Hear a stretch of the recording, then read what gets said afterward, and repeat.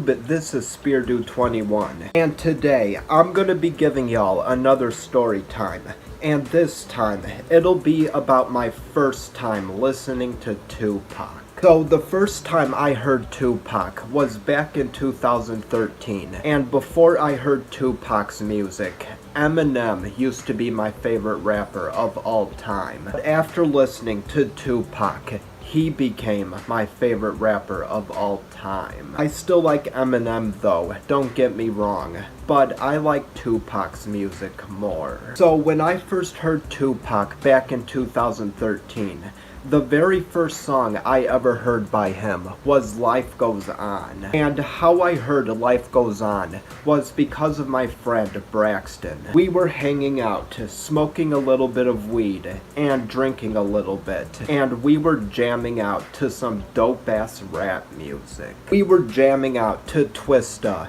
Kanye West, 50 Cent, Eminem, and other kick-ass rappers at first. But then after that, Braxton started to play Life Goes On, and I loved the song with a passion. And as Braxton was playing the song, he was like, "Do you like Tupac, bro?" And I was like, I heard about him, but I never checked out his music before. And then Braxton was like, "What? You never heard Tupac before?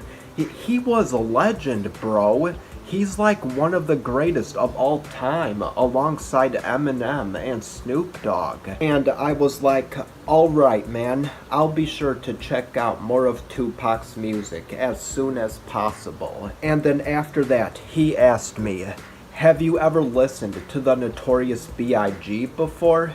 And I replied to him and said, "No, I haven't heard his music before either, but I also heard of him before as well." And then he was like, "Oh man, you're missing out, bro.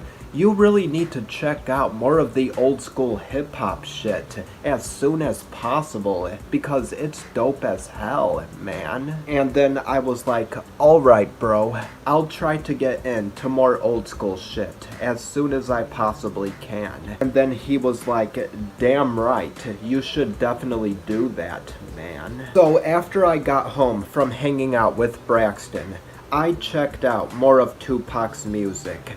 And the second song I heard by Pac was Keep Ya Head Up. And that song literally got me in tears when I first heard it, because of how fucking deep it was. And the third Pac song I heard was Dear Mama.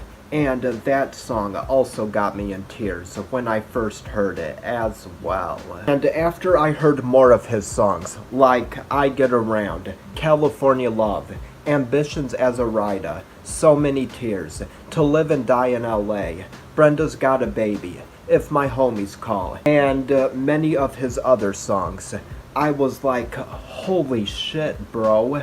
I'm a complete dumbass for not checking out his music sooner. Because the first time I had heard about Tupac was back in either 2009 or 2010. But apparently, I was a dumbass and didn't care to check out his music right away. So 2013 was pretty much the main year when I got into Tupac's music. But when I first heard Pac's music in 2013, I was very pissed off at myself that I didn't care to check out his music, like, way sooner. I remember when I first heard his song, I Get Around, I was bumping my head, and I was like, hell yeah, man, this is some dope-ass gangsta shit right here. And I was the exact same way with California Love, Ambitions as a Rider, Scandalous, All About You, and lots of his other songs. Pac had so many songs that were very upbeat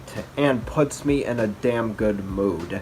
But at the same time, he also had those songs that were more slower and had more deeper messages to them. And that's what I always loved about Tupac. From the very first moment I heard his music back in 2013, I just really loved that he had topic variety and was very diverse with his music. And that's one of the main things I realized about him from the very first moment I started listening to his music. Well, this was my story time about my first time listening to Tupac. Tupac was a legend, and he's always been my favorite rapper of all time from the very first moment that I heard him back in 2013. I will see you guys again next time. Peace out, everybody.